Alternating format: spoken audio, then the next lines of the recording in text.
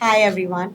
In our very first episode, we begin with the most vital and tender invitation coming home to yourself.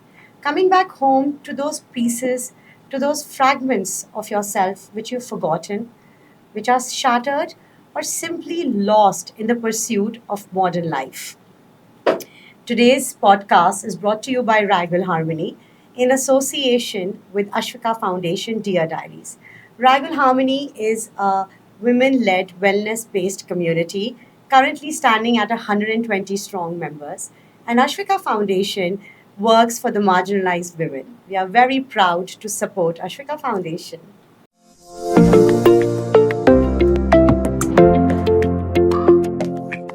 With us today is the luminous spirit guide, Dr. Ramon Lamba, founder of Golden Age Iswara. Welcome, Dr. Ramon. Thank you so much, Shifali. And I think this is so exciting to be doing this as the first podcast of Ragul Harmony. So, super excited. Thank you so much. Dr. Ramon, you are transformation coach. You have helped thousands of people break their karmic debts, get in tune with their spiritual journey. Tell me, what is the first thing that you would like to, if there was something I'd ask you, talk to me about the first one thing that you would like to tell me about the spiritual path, about a spiritual journey, if you have to start, what would that be? So, what I would like to tell all the viewers is the energy on the planet is currently changing. And even if I look back about 2 decades from now, spirituality was a choice. Tapping into your own spiritual essence and your quotient. But in today's energy, in today's paradigm, it's no more a choice, it's a mandate. So everybody is suddenly experiencing a sudden awakening, right? And the wave is running towards soul searching and finding themselves. And what I would like to tell everyone is in this whole realm of sudden awakening of such invasive spiritual energies, the first fundamental fear or scare is about being lost. Right. And I think that's where we are somewhere, a lot of us are caught up in that realm of not finding the right path, probably. Thank you. Actually, this is a very interesting point that you made. That my first question was actually exactly what you just said. Despite the fact that you so very well put that everybody is looking for a spiritual outlet and they are trying to align with what is resonating with them, don't you still feel there is a lot of disconnect, a gap within what they want and what they need and what they have? So, how would you address that? How would you tackle that? So, first of all, it's really important to recognize what exactly is spirituality, Right. right? So, spirituality is about tapping into your spiritual quotient or the wisdom of your soul that you carry within you. Right. Because when we come into life, we all come into life from a non physical energy, from a non physical paradigm or realm into a physical time, space, and reality. Right. And every soul has a goal to achieve something, some objective to achieve. And if we are 9 billion souls on the planet, we have 9 billion objectives, which is very different based on our past karmas, based on the blueprint that we choose, and based on what we want to achieve in life. Right. Like how you go to school or college, you choose a college based on what profession you want to pursue in the future. So this blueprint is within our soul's quotient, our SQ.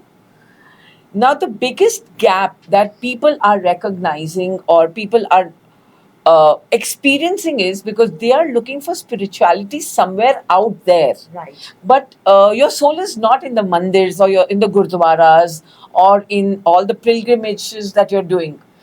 True spirituality is an essence of going within. Right. But most of us are not directed to go there because it's the most scariest place to go inside. Because now you'll have to confront all the kachra that you've been carrying.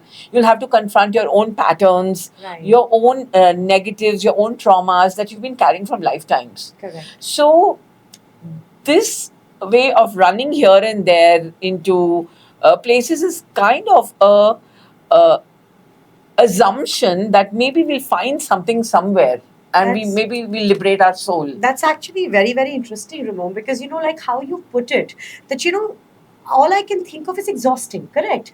To go from one point to A to B to find something which you actually can find within.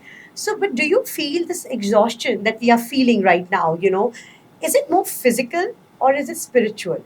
Like, what I'm trying to ask you is that, if when you come back home and your body's aching, is that are those aches more spiritual in nature, or do you think that's physical exhaustion actually? So, see, there are two ways of looking at this, Shifali. Number one is obviously when you're looking for something out there and you're not finding it. Yeah. Because we feel, okay, let's run here and we'll find some peace and let's run there. Now, these acts of running here and there are very 3D types, of third dimensional. Right. Because in the third dimension, definitely we found answers in the rocks and the temples and the gurdwaras.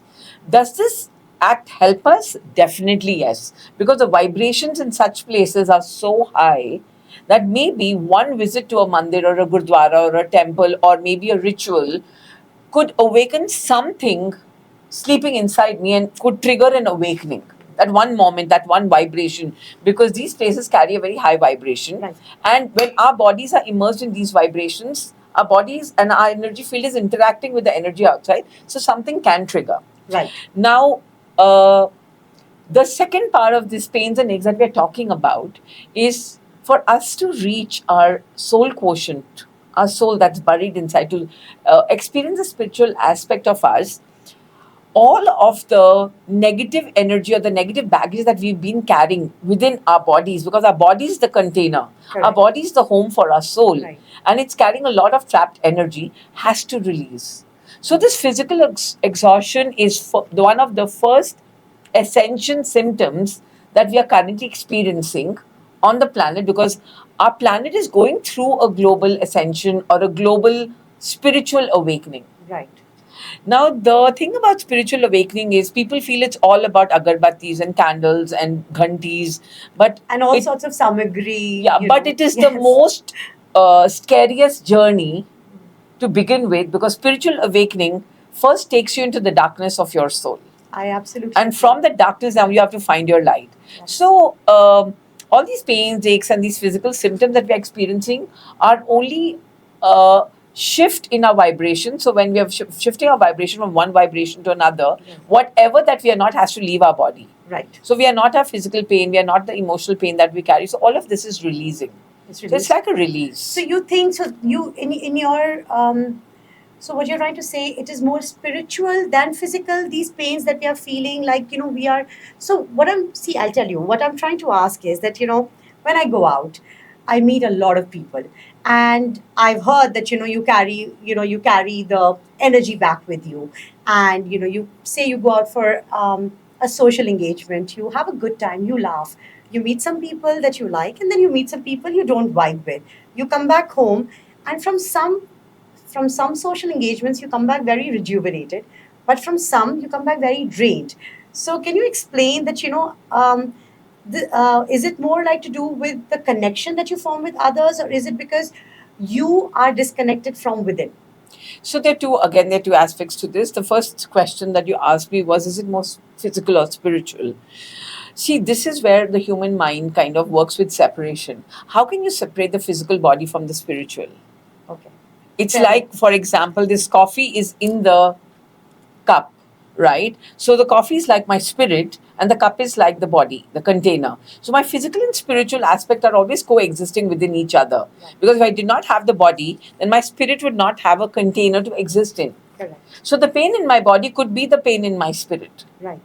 that I'm experiencing. Right. So the first thing is we cannot separate these two aspects. Our mind, our soul, our body, and our emotions are all interconnected, and they're part of one framework. Now, the second thing we must understand is we are all vibrational beings, and we are energy portals. We are walking, talking energy portals. And we are all magnets or sponges for absorbing energy. Now, everywhere when I go to a dark, dense place, let's say I'm in a nightclub, and obviously, when I compare a nightclub to maybe a temple or a gurdwara, the vibrations are much more higher in a positive place. Correct. So, energy is always interacting inside out. or outside in. There's always an exchange of energy. Right. And in the current paradigm where Mother Earth has moved her energy from the 3D to the 5D, third dimension to the fifth dimension, the energy outside is very fluid. So, and we are also going through our own ascension process. So, we are all become an open portal to absorbing any energies. And that's why it's really important to recognize having an energetic boundary Yes. or safeguarding your energy when you're in a negative, dense place. Right. Because maybe, sometimes you might just come back with a hangover of somebody else's headache and you feel that's yours because you've just taken on their energy. Exactly. My and point. you're feeling low. Right. That was exactly, yes. So, should you refrain yourself from going to such places? No. But if you go with awareness, right, and if you just go with a strong, healthy, energetic boundary or maybe a bubble of energy protecting you, then there's a possibility you might not come back absorbing a lot of their energy or the outside energy into your energy field. Right. So it's like, for example, let me give you an example, Shefali. Right now, that cup of coffee is from your cup, and this Right. cup of coffee is from my cup. Correct. So we can see the separation of the cup. Right. But suddenly, when we start mixing the coffee Yes. into it, we cannot tell which was from your cup or which was from my cup. That's very So our interesting. energy is like fluid water. And the moment I absorb your energy, I start pulling in all of your patterns, your memories, your pain. And now that starts showing up in my energy field as my emotion or my energy. And that is the most dangerous part of actually hooking up with people's energies. So, Ramon, tell me, this is very interesting actually, and I haven't thought of it. So, how do you protect yourself from this, this interaction, spiritual interaction, where you benefit but you do not harm yourself? So it's in the not process? really, see, if I use the word protection, Correct. then the message I'm giving is that we are not in a safe zone. Okay. So Right. protection would not be the right word. However, we all carry our own energy signature Right. and we all carry our own essence. Mhm. Like you must understand, okay, 9 billion souls on the planet carrying 9 billion versions of the same DNA. Right. That means we're all different, Right. right? Right. So your energy is yours and mine is mine. Although Right. at one level, at the level of the spirit, we are one, but at the level of the soul, Right. we separate into these essence of who we are. So it's really important to recognize that not creating energetic hooks. So how do I create energy hooks? The moment I'm very consumed or attached to someone, or the moment I'm judging someone, or the moment I'm thinking about someone, I'm unknowingly creating an unseen energy hook between me and them, and now their energy starts leaking into my energy field. So, how can we protect or how can we safeguard ourselves is number one by, so if you understand Shefali, this is our physical body, and around our physical body, we have an egg shaped non physical body. That's our auric field. Right. So, when our aura is weak and cracked up, then all the outside energy starts leaking to my energy field. So, the first step is through the power of meditation, sadhana, to the power of working on our chakras, we need to first strengthen the boundaries of our auric field and our energy field. Like for me, the first most important thing when I wake up in the morning is I got to do my meditation to just make sure that I've sealed up my energy. My aura is so strong that rather than sucking in energy, I will go and project energy out. I think that really Like that you is radiate out. exactly how you are. Yeah. And I guess you lead by example. So it's really important to recognize that you got to take care of you take care of your physical body and you have a bath every day. What are we actually doing to strengthen our emotional bodies or our energy bodies? Right. Nothing. You Nothing. go to a gym to strengthen your physical body. You pick up your dumbbells, you run on the treadmill. But what are you really doing to strengthen your energy or your auric field or your Right. energy body? Yes. So a strong energy body will never, ever, ever end up becoming an energy sponge. And that's the first thing people should do. And this is not an overnight journey. It's a slow, progressive journey, but you've got to get the essence of it that having a strong, unleaky aura. Because, see, sometimes you know what? We also become very leaky in our energy because we want to be people pleasers, we want to give too much. But that is also creating energy hooks. That's amazing because nowadays we are learning, we are listening and hearing so much about the leaky gut. And this is kind of giving me the same vibe that if your aura is also leaky, it's going to start affecting the rest of your Absolutely. energy field. So on the same topic, I would like to ask you, what are the initial cues to watch out for that you are getting you're drifting away from your energetic body? Any telltale signs? Drifting away means you suddenly feel depleted, number one. The first place where you feel the energy taken away, if somebody's taking your power away through, and they're not doing it consciously, even they're not aware that they're doing it, right? So let's say, for example, I'm sitting here and in my mind, I'm thinking a negative thought about you. Now, suddenly, what I've done in that thought is I've created an energy hook between you and me. And since I'm pouring in negative energy in the thought form, now I'm sending a negative vibe to you. And now, suddenly, you will start feeling depleted, number one. You start absorbing that energy and you start having those negative thoughts and feeling about yourself. And you start feeling a repelling energy towards me, and you don't know why. That why am I not vibing with this person? Right. Number one. Number two, our gut is where our hooks are, our energy hooks, our power is, our personal power, because it is our solar plexus, which is Right. our sun energy, where our soul is. Correct. So every time somebody hooks onto your energy, you feel like a anxious feeling in your gut, Right. and your body, because your body never lies. Yes. So there's sensations in our body. We start feeling of fear, or we start thinking a negative thought all of a sudden out of nowhere, or we start feeling depleted or drained in our energy. And we can recognize that suddenly what happened, and I switched over from being this version to this version. I can't even recognize who I am. Right. So, Dr. Ramon, do you think can spiritual misalignment also show up in physical form? Like when you are feeling that there is a, let's say, for the lack of better words, spiritual attack, or you feel like, there is, you've been in the wrong company for very long, or, you've not been happy for, in some, with some people. Do you think, those spiritual disharmony can start showing in your physical body as diseases? Of course, yes. So, like I told you, you cannot separate our spirit from our body. Right. It only separates at death. And we are all in this together. And sometimes spiritual disharmony can show up as symptoms in our physical body, like a disease, pains, aches. It simply means that the energy, see, our soul is nothing but pure conscious energy, right? So now, when I take pure white energy and put some kachra in it, kachra could mean negativity, unforgiveness, anger, hatred, resentment, guilt, shame, all of these negative, toxic emotions. So then I polluted my own energy with all of these dark, dense, negative emotions. Right. Emotions are nothing but energy in motion, emotion. Okay. So then that starts showing up as some kind of a dense form, a dense energy form in parts of my body, and that starts creating a state of dis-ease from a state of ease. But when our soul energy is pure, then we are always in the state of ease and more expanded, more aware, and more vibrating at a higher frequency. Right. And on the other hand, like you said, we cannot separate the physical being with the spiritual being. Does working out, expressing your physical, like expressing yourself physically, like dancing and movement. So then, does that cure your spiritual aches? No.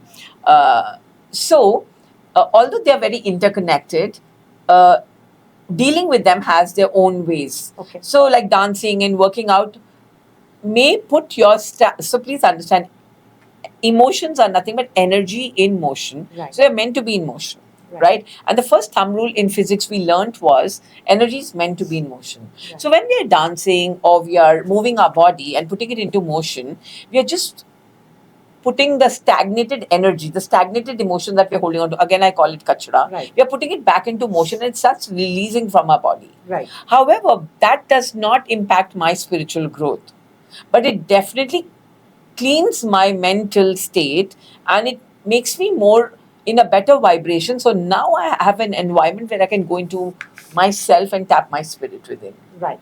So now we've spoken about that, the physical and the spiritual are not two separate things. They are interdependent. You can cure the physical by being spiritually happy, but to deal with spiritual happiness and spiritual fulfillment, there are certain tools that you need. Could you can you help us identify what those tools are, Dr. Ramon? Like how can we start coming home truly to ourselves? What are the tools meant to aid us in coming home to ourselves? Like a GPS. So, yeah. So, one of my gurus really once told me that the shortest distance in life is from your mind to your soul. Let's assume our soul is here or heart. Right. But it takes the longest time. However, the first tool to navigate your soul, because your soul is within your uh, deep down inside you, and it's actually polluted by all of the memories and the programs and the trauma and the experiences we've gone through life. So, how do I like to put it is your soul is like a 1,000-watt bulb that never ever went off. However, on a 1,000-watt bulb, if you keep throwing kachra, after 20, 30 years, the bulb dims its light. Right. So now if you want to reach out to the bulb, the first step is you'll have to start cleaning the kachra. Right. So the first tool that we must recognize, you want to go and tap into the beautiful, gorgeous soul or the divinity within you, is to start the kachra cleaning. Right. And the first tool is the power of your breath. Please understand, we are called pranis, and the power of our prana, every time we are inhaling, we are taking in white light, we are taking in cosmic energy. And every time we are exhaling and letting go of everything that we are not. So we let go of all the negativity or carbon dioxide, it's toxic waste. Right. So if I first train myself to connect with my breath consciously, the whole essence of life is we've also disconnected from conscious breathing. Right. So the first tool is creating a connection with your breath and having a love affair with your breathing, inhaling, exhaling, and there are various breath techniques Right. which give us a lot of benefits. The second most important tool is creating awareness. Awareness is a sense of awakening within where I feel and I can begin to see that whatever I'm looking for is inside me and it's not out there. Right. So I have to stop running here and there and I have to go within myself. So awareness is that light that goes on inside that starts showing you your anger, your fears, all the kachra that you're carrying that you need to clean. Correct. And there's only one tool that gives us awareness is meditation and breathing. Right. So meditating on mantra chanting, the power of mantra, the power of vibrations, the Correct. power of sound. So Right. let's say you're a beginner and you don't know where to start from. Yes, I think I need to know that. Yeah. I am a beginner. So you could just sit down and set up an intention, right? That I am willing to clean something without me to get closer to the divine in me.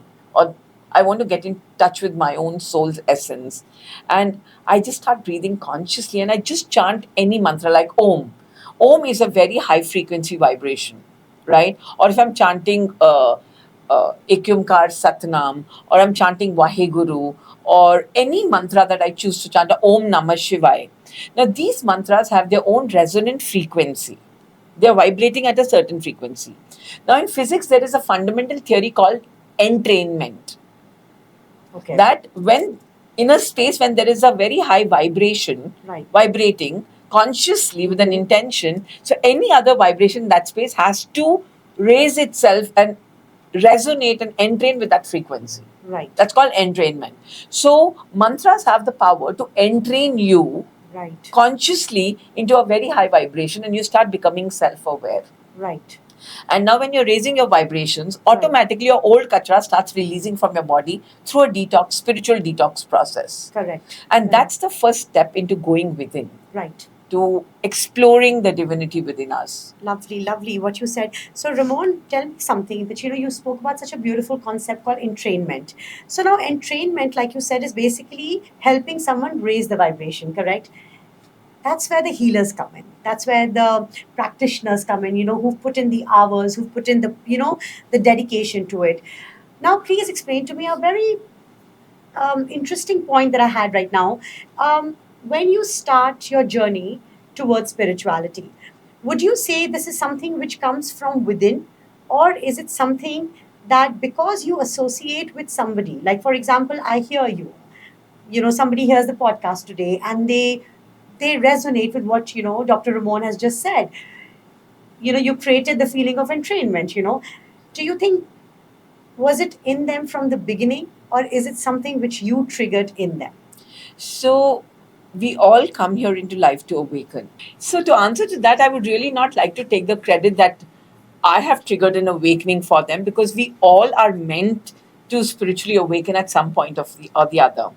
But yes, to answer your question, there is always an external catalyst to awaken something, to ignite a spark, Right. right? So we are all walking around like sleeping auto-programmed robots, and then suddenly a light comes in and awaken some darkness within us. Like, for example, let's say when you take light into a dark room, what happens to the darkness?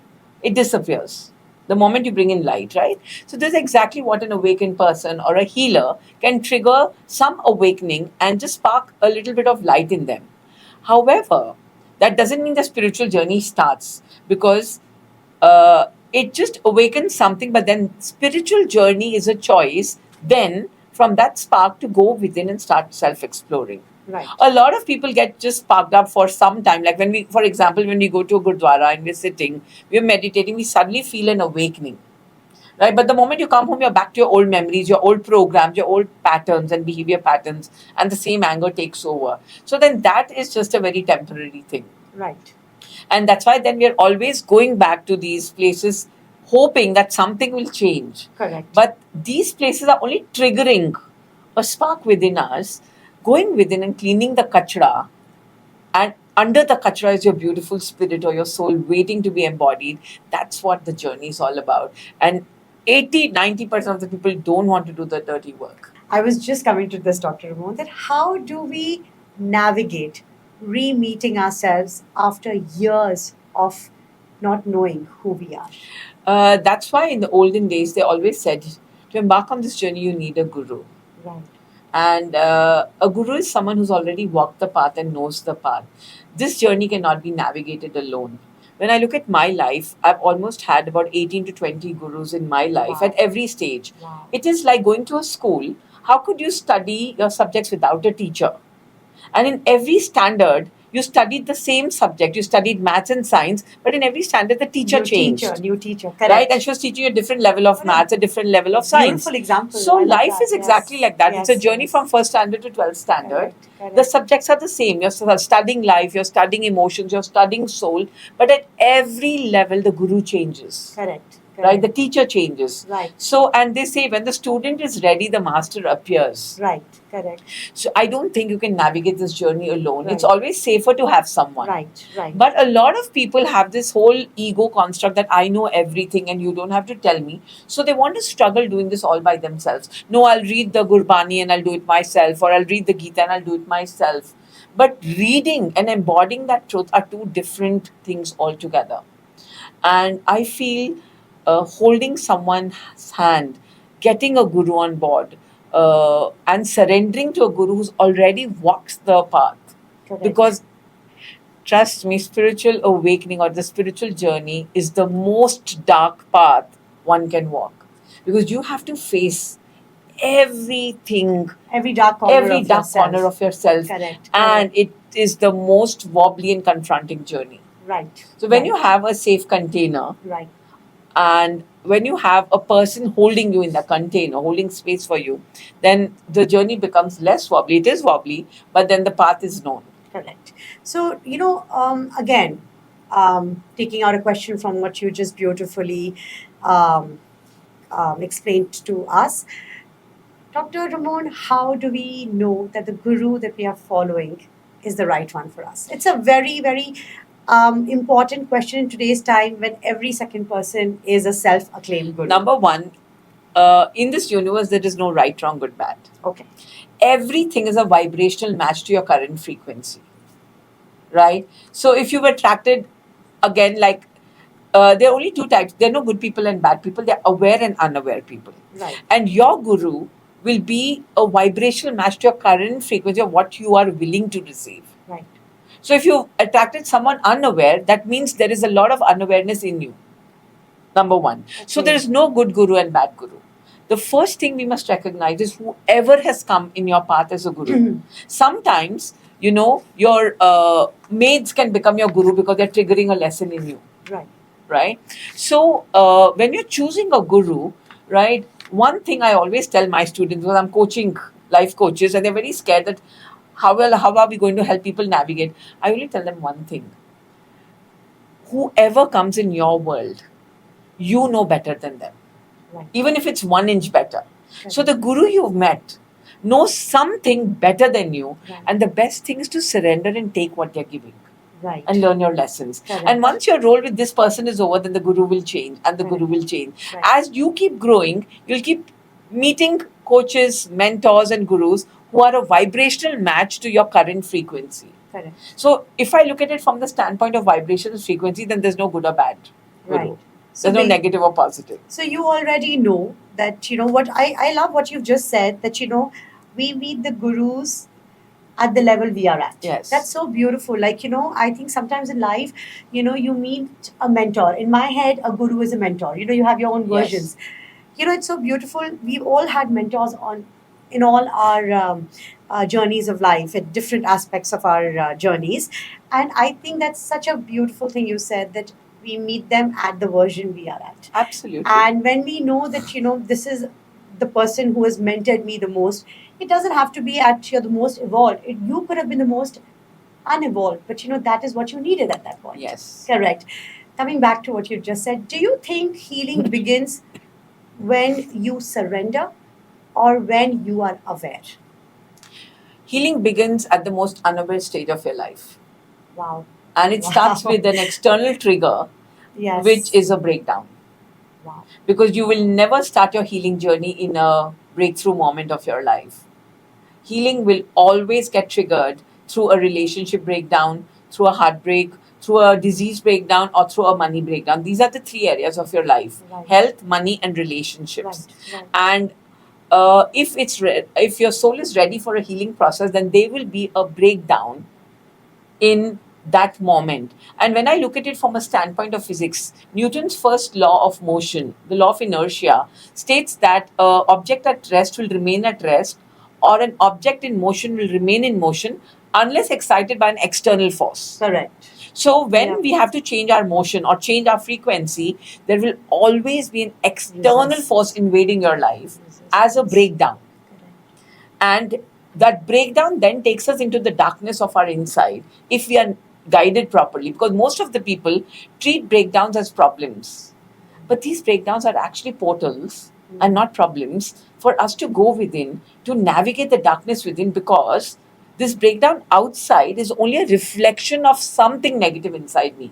Right. Do you know the outside field is only a mirror that is only reflecting what's within us? Our inner reality is the truth, and outside reality is only a reflection. Correct. We are mirroring it. Mirroring Yes, it, right? So the right, field is right. just a mirror. Right. So now this breakdown out there, which has come as a problem, is actually showing me my mirror that, listen, ye kachra tumhare andar hai. So go and clean this up. But because we don't have the awareness and the understanding, now we are fighting with the outside problem. We're fighting with the mirror and trying to clean the mirror, Yes. right? But Correct. few people really want to go within and say, okay, this shit that got created, this breakdown, is actually a reflection of what I'm carrying inside. Right. So if I've had a financial breakdown, that means in my subconscious memory, I'm carrying a lot of poverty thoughts, a lot of insecurity about money, a lot of poverty consciousness. So this is showing up. So now I have to go and reprogram my memory to an abundant mindset Right. or abundant consciousness. That's just an example, Correct. right? So I personally feel healing gets triggered with all the massive breakdowns, and then it is our responsibility with the right roadmap to make this breakdown a breakthrough and come out as a better version. Dr. Ramon, I have two questions regarding this. It's so nice, and we've all been through and seen people who've gone through such breakdowns, right? Now, there are two aspects to it. First, I would like to understand that, not everyone is strong enough to come out of it. Some of us might have the GPS system on, somewhere flickering on in the dark, where we can, use it as a guiding light. But some of them, it's completely dark. They've lost all hope. How, A, the person who's lost all hope can move towards the light in the dark that they cannot see? B, how, as outsiders, we can help navigate them? See, that's why I told you, Shifali, that the first thing is we all need a guru or a coach. Because if you have a coach on board, then they can help you navigate all your breakdowns into breakthroughs, number Right. one. Right. Number two, it's really important to recognize nobody can eat for you, nobody can breathe for you, and nobody can digest for you. Nobody can create this journey for you. Right. Even your coach or your mentor cannot walk the journey for you. They can only show you or help you navigate the right path, Right. creating the breakdown into a breakthrough. Right. But this journey is yours alone. But again, remember in the last question I answered, if you are a self aware person, if you've been doing your sadhana, your meditation, your breath work, and if you've been investing in yourself, then you become your own guru. Right, right. Right? And what is guru? Gu means darkness, Ru means light in Sanskrit. A guru is someone who can transmute your darkness into light. Energy cannot be created nor destroyed. Right. It can only be transmuted from light to dark or dark to light. Correct. So guru is a energy or a frequency or a form of light that can transmute all of your darkness into light with their presence, with their guidance, with their hand holding. Correct. So, like I said, again, coming back to the whole conclusion of this thing, is we all need someone to take us back home. Dr. Mohan, this is something, which we've always been told that, a spiritual awakening, like you just said, has to be disruptive. Why can't it be soft? Why can't it be that, you're having a very beautiful life, everything is going your way, but somehow you don't feel present. You feel that, this is not where I'm supposed to be. I'm happy. My family life is great. My financials are great. My health is in a good place. But still, I feel disconnected from the reality.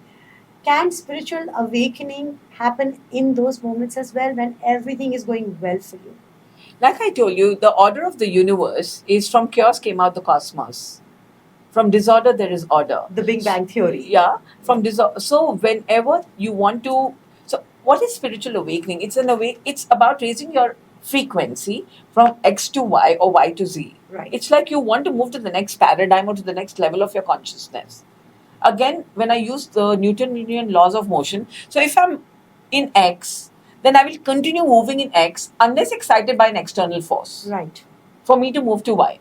Right? So it's science, it's physics, it's pure laws of the universe, Right. and that's how it works. So when your soul has to awaken, Right. it gets triggered by an external energy that is chaotic.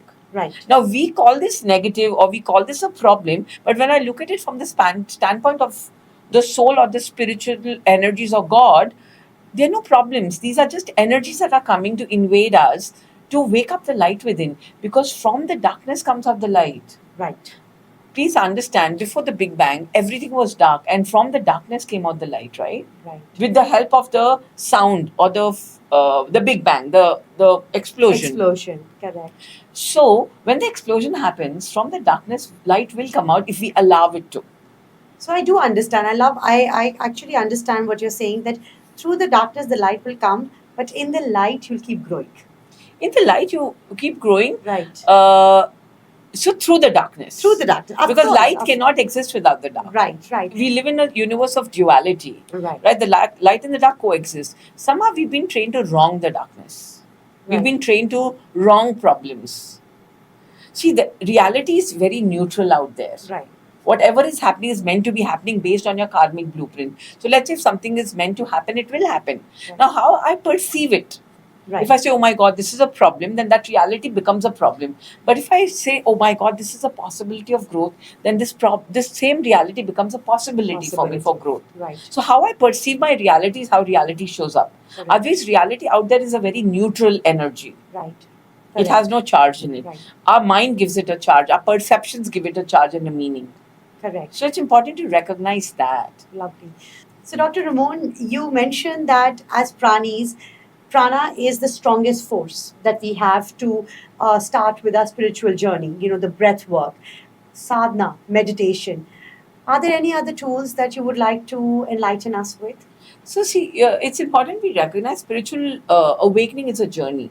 It starts from A and it goes to, like when you go to school, right? The first lessons that you will learn is ABCD. Right. Or 1, 2, 3. Correct. Suddenly, the first day, your teacher is not going to give you paragraph writing or reading chapters. You start from the basics. Right. So, at the basic level, breathwork and mantra chanting and meditation are the basics of the beginning. Correct. However, as you move forward, Right. then the second thing Right. that happens is your trauma healing, your trauma releasing, because you got to clean all of the darkness that's dimming your light, that's Correct. covering the light. Correct. So that's where reprogramming, neuroplasticity, and trauma healing, going back into your childhood memories, karma healing.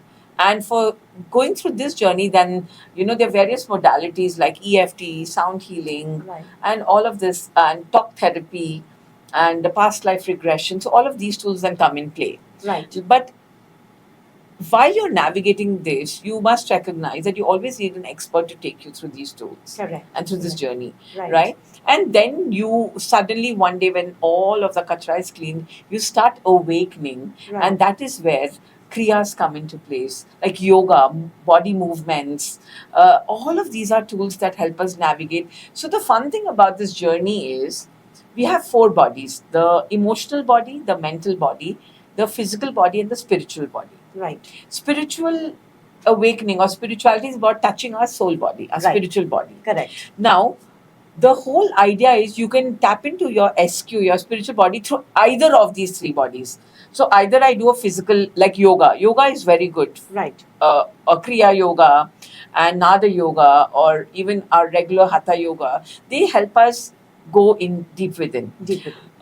I can navigate to my soul starting from my mind, Correct. meditation. Correct. I can start navigating to my soul through my breath work and touch my emotions, and through my emotions, I can go to the soul. Correct. So, either of the areas that I tap, my Right. emotional body can take me to my SQ, Right. my mental body can take me to my SQ, or my physical body. Right. However, when I use one body and I'm trying to reach my SQ, the other two bodies also get involved automatically. So, it's a fully holistic, integrated process. Right. So, Dr. Ramon, like you just said, that different practices like breath work and kriyas help us in our journey. These are the tools for spirituality. And as you know, Ragal Harmony, has been conducting one such module each month for the last 1 year. We've just completed a year today as we sit and talk.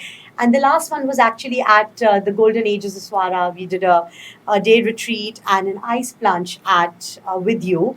And I have seen personally that each of these different approaches to your spiritual awakening is so unique and beautiful. Tell me one thing: how does one choose, even though all of them have been beneficial for our members? But tell me, how do you choose that? Okay, let me start with this one because all of them have been so useful to you. So, let me answer this. Let me give an analogy, okay? So, let's say right in front of me, there are 10 different highways.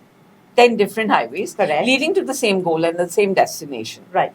Now, how would it look for you that for 1 kilometer I choose one highway, then I come back, then I choose the next highway for 3 kilometers, and I come back, then I choose the next highway for the next 5 kilometers, and I come back. I'm never going to reach my Never goal. going to reach it. So the Right. idea is not about these tools. Right. The problem is we are just jumping and hopping, doing this and doing that and doing that. There's not an integrated approach. Correct. Right? Yep. So जब मन किया योगा कर लिया, जब मन किया breath work कर लिया, जब मन किया ice bath कर लिया. Right. So we're reaching nowhere. We're just choosing these highways, Right. right? The whole essence is I will only reach my goal and destination no matter which highway I choose if I'm consistently walking on that path till I've reached my goal. Right. So I have to choose one path, right? One approach, and just keep walking on that consistently. That is where the goal of you meeting your soul or coming to the essence of your soul happens. Right. But a lot of people these days have made spirituality also an entertainment. Absolutely. Right. So let's go here, let's go there, let's do Correct. this. It's pure entertainment. पहले Right. हम parties में जाते थे, अब हम ये सब कर रहे हैं. Absolutely. But are we reaching anywhere? Are we actually achieving anything? Or are we just putting on a pseudo mask of we've become spiritual? Right. So, our goal at Dragon Harmony is very exactly what you just said, that, we give you a feeler of what the module of that month is, and then it is your own journey to take it Yes. forward. That's exactly Absolutely. what we do.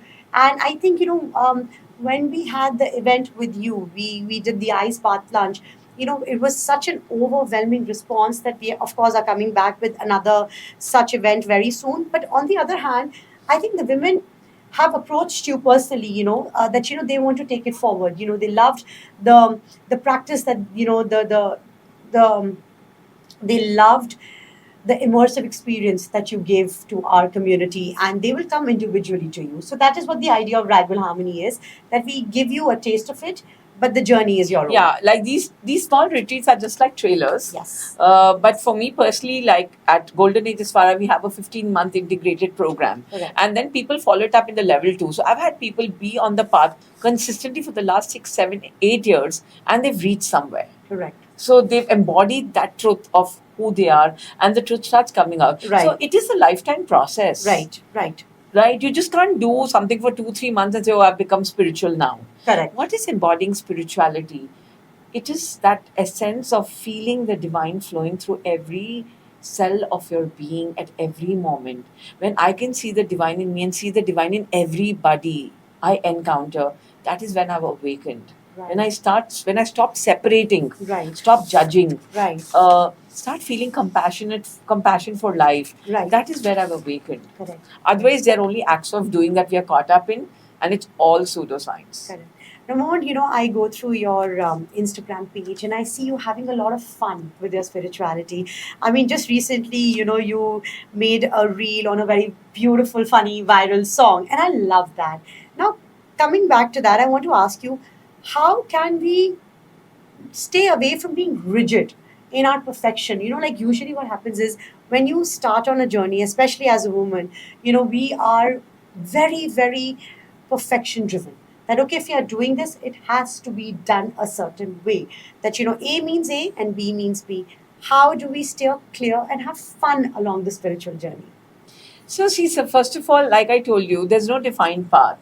And who said spirituality can't be fun? Do I have my structure? Actually, I underplay my spirituality because I choose not to expose it to the world. I have my own structure in place where I wake up at 4 a.m. 4 to 6:30 is my time where I spend investing in my soul. But the rest part of it is then very fun, very fluid, because please understand, energy is always meant to be in motion. And energy in motion is very happy vibration, positive, fluid, and fun. Correct. Right? You're always at a positive vibe, having fun. You don't have to be very serious and spiritual and stick with yourself. Correct. In fact, the more you get in essence with your soul, Right. your spirit is like a small child. Right. Right? Playful, joyous, free. Right. Free from all the judgments, what people are going to think about me. Because when you just fall in love with who you are, then you just don't care. When we think about the gurus of the past, we conjure up a very different sort of an image. We think of a sage sitting on the mountains, renouncing everything, meditating for hours, not speaking, not eating. But today's guru, the new age guru, they are very aware, they're very well put together, and they are very enlightened, not just spiritually, but also they look good. Now, tell me one thing. This is very important. A lot of my friends have this question. How do you separate spirituality from materialistic pleasures? So please understand, they both go hand in hand. We come from a non-physical world, Correct. right?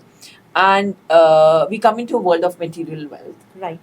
to embody, enjoy, and attract abundance because we are the creators of our reality, like Aham Brahmasmi.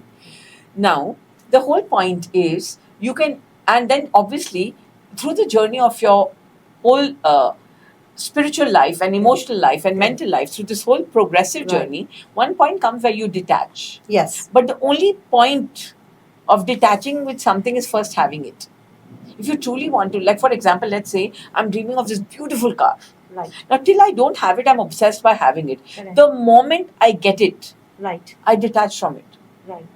So the first step of detaching from something is having it. And God created us as creators of our reality in the material world to enjoy material things Correct. and then be detached so that the materialism should not own you. Correct. That's true spirituality. Right. Spirituality is not about not having material wealth. But these material things don't define you, number one. Number two, they don't like branded things should not define your worth. Right. And then you start judging someone who's not wearing a branded thing and Correct. bringing someone down. Correct. That's the first aspect of the answer to this. We came here to enjoy the materialism, Right. but we did not come here to get attached by it or own it Right. because we don't own it. If we had to own it, then it would go back with us during death. Right. The very fact that we're leaving it here is like a temporary thing. So I create so much of it, I enjoy it, I create so much wealth that I want to share it with the world. Right. I'm abundant and then I'm living a detached life Right. that tomorrow, even if I don't have any of this, I'm still happy. Correct. It doesn't define my happiness. The second thing is the rules of the game have changed. Right. The Correct. gurus that we are talking about who walk the planet as our ascended masters, Right. that was a third dimensional world. Right. Currently, the energy of the planet has moved to a fifth dimension. Correct. So the rule has completely changed where every soul has to awaken and find his worth and find the guru within. So a true guru Correct. in the current fifth dimension is not someone who will act superior. Right.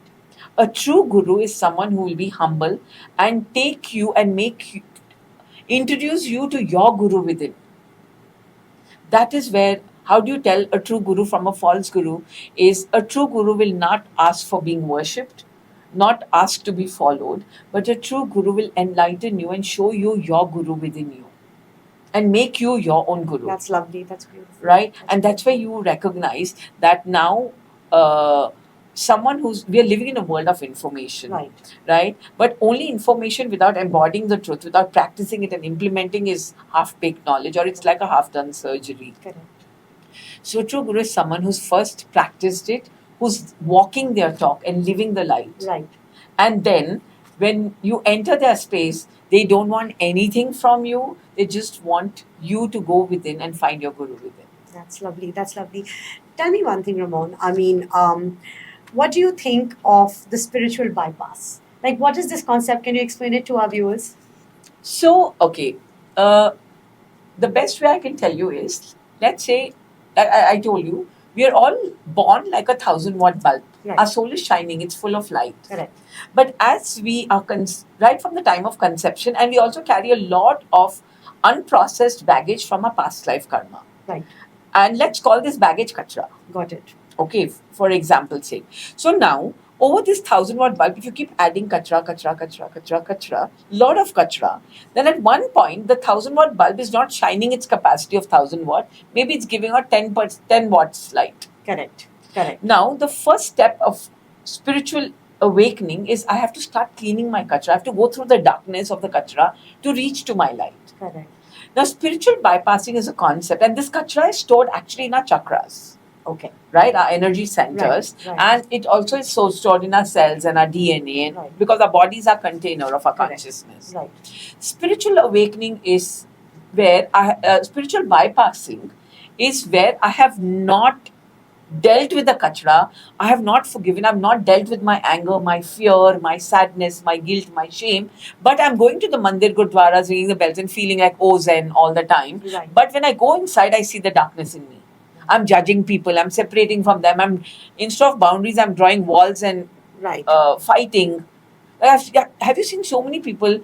They wake up and like a morning ritual, they will do everything needed for their spiritual growth. They'll do their puja, their mandir ghanti, The everything. jap, And the the moment they everything. come out, Correct. they're screaming at their drivers and Yes. their servants. I've observed that. That's a very interesting So where is growth? point. Correct. Exactly. Right. When you Yeah. can not see the divine in your servant, Right. when you cannot see the divine in your driver, and when you're screaming, shouting at human beings and Right. feeling more superior over someone else, Right. that's bypassing. That's not spirituality. Correct. Spirituality is truly an awakening where I first go and clean my kachra, Correct.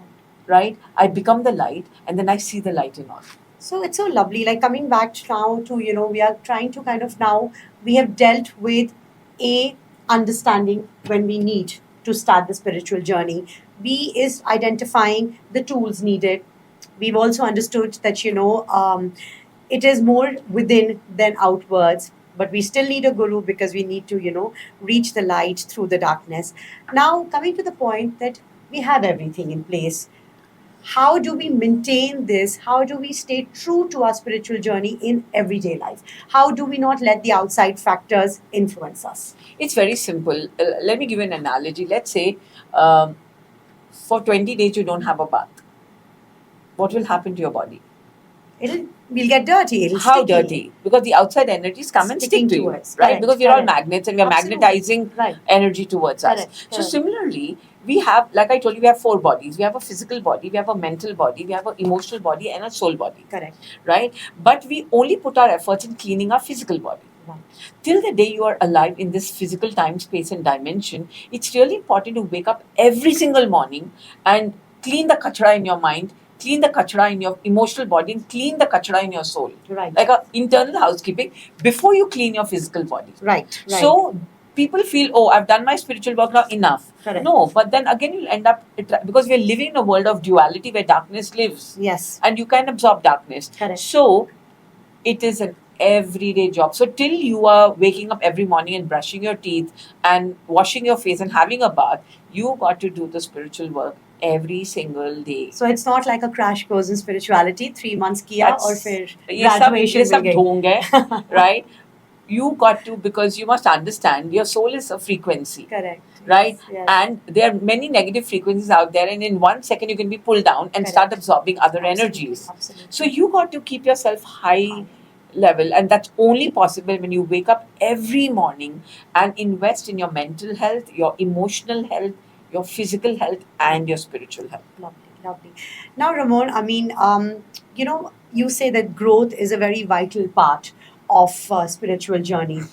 Tell me one thing personally. Have you ever outgrown a guru, a spiritual teaching, or a philosophy? And if yes, how have you managed that evolution?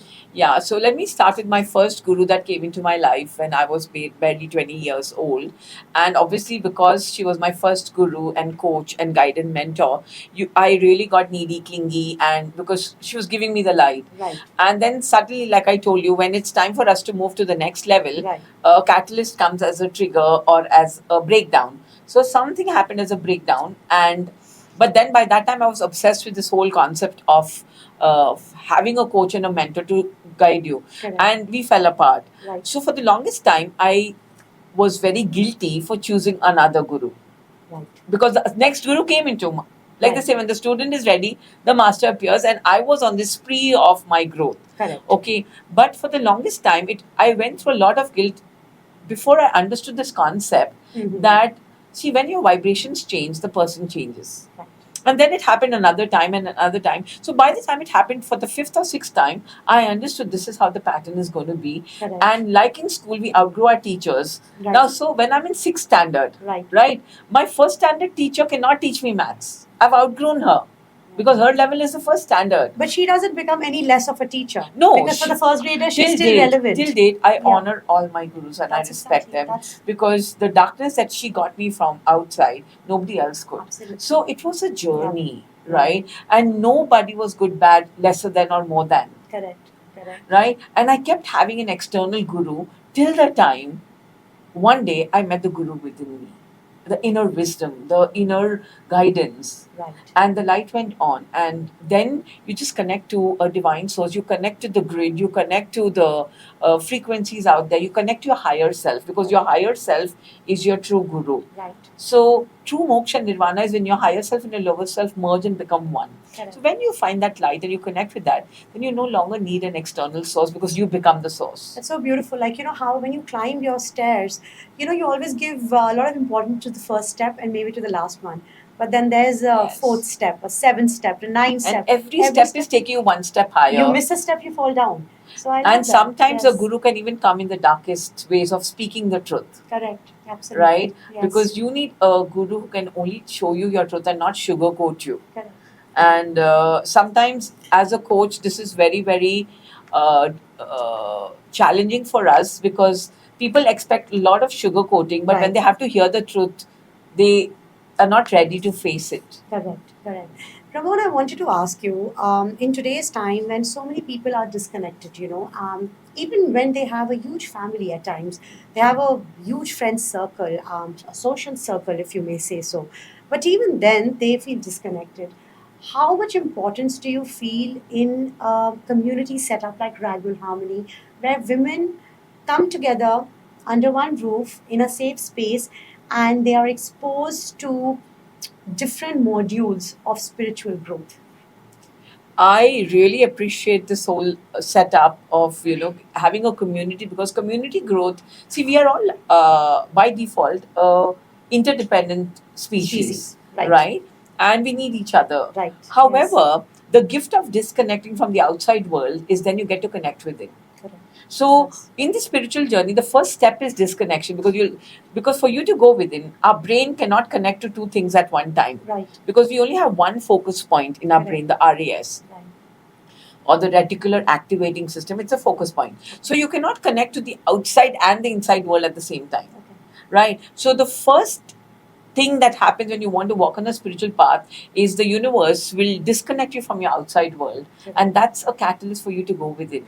So when you disconnect from the outside world, you reconnect with yourself. Correct, yes. Because every disconnection out there is creating a reconnection somewhere else. Absolutely. However, having a community Right. helps us to share our pain, share what we are going through, and understand the process that we are not alone in this and we're all in this together. Absolutely. Like absolutely. So I saw that, everyone was so anxiously excited about the ice plunge. That's one thing. I saw the power of the community. We've seen it in during every, one of our events, but in particular the ice plunge, because it was something none of us had done before. And it was something which really triggered, this innate sense of proving, us that, okay, we can Yes. do it. And of course, you guided us beautifully through the 3-minute journey. And I must say one thing, each and every one of the 20 females there did the entire 3 minutes. Yes, it was And amazing. that was what community is, right? So because we were all cheering on each other, we were like, and in fact, some of them were like, they were inside as if, there was like, Yeah. it was like almost like a jacuzzi, a sauna of sorts. But that's what community does, and I've seen that. And I mean, it was very, very clear because that was one of our latest events. So the power of community is honestly, in my opinion, one of the best sources for your individual journey. Absolutely, because I feel we all need someone, we all need each other, and we are all as a collective moving towards the light. Correct. So when you correct. have a community that's a safe container that can take you there, Right. there's nothing more profound than that. Correct. Thank you, Ramon. Dr. Ramon, I wanted to ask you that how do we um, override the external noises with the internal peace in our day to day life, because we are struggling with so much of pressure as women. We are struggling with being mothers. I wouldn't say struggle. We are working towards being active mothers, present partners. Most of us are working. We have we enjoy the social life, and then there is the me time, which every woman craves. How do we juggle that? All in all, finding the inner peace. So it's really important we recognize, Shifali, that by default we are multidimensional beings. Right. And we are wired Correct. to handle multidimensional roles at one time. That's our true potential. Right. So, but that can only be achieved when we are in a state of mental, emotional, spiritual, and physical balance. Because the moment you're balanced, you can juggle 15, 20 balls at the same time, and not one of them will slip away. Correct. Right? And I've experienced that in my life. My spiritual journey started at the age of 20 when I already had 2 kids. I had dreams and goals and I had a thriving ambition. I wanted to create Golden Age Swara. And I had a family and I had my set of in laws. So it was all there. And here I'm juggling all these balls at the same time. Did they slip away? Yes.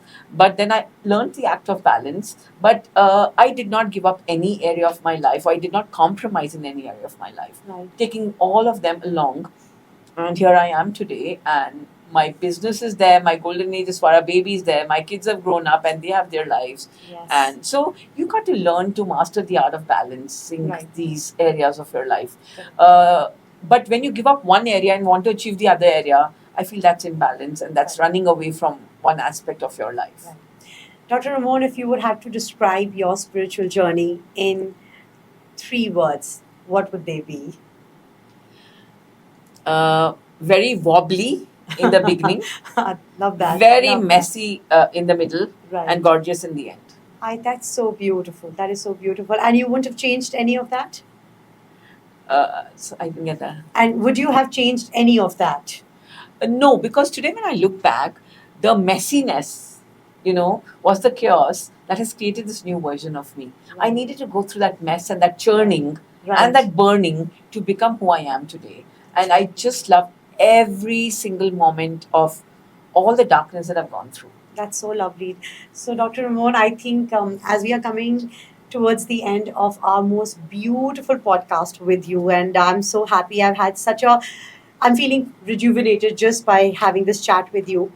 Tell me, what are the key points that you would like our audience to take away from today's podcast? I only have one point to tell everyone.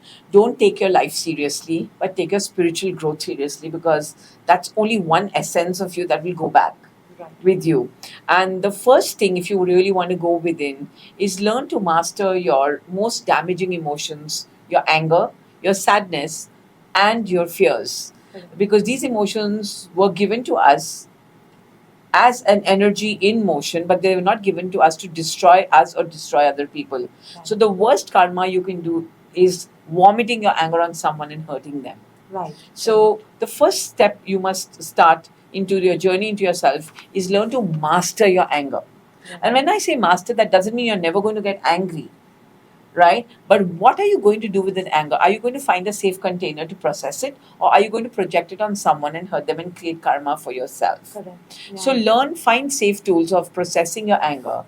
Right. Like I heard in one of my growth journeys that even Gautam Buddha or Guru Nanak Dev Ji felt anger as an emotion, but they mastered it in less than 10 seconds. Right. They overcame it with just one breath. Wow. Because it's energy in motion. Correct. So get a grip on yourself and take your spiritual journey seriously. I love that. And seriously, on that note, I would like to say a really heartfelt thank you to you, Dr. Ramon. I'm very happy that you took our time and you came and joined us, and you gave us such beautiful key points on how to start a spiritual journey, how to stay on that journey, and how not to lose yourself within that journey. Thank you so much, Dr. Ramon. Thank you so much, Shifali, and I think this has been exciting for me too. Thank you so much.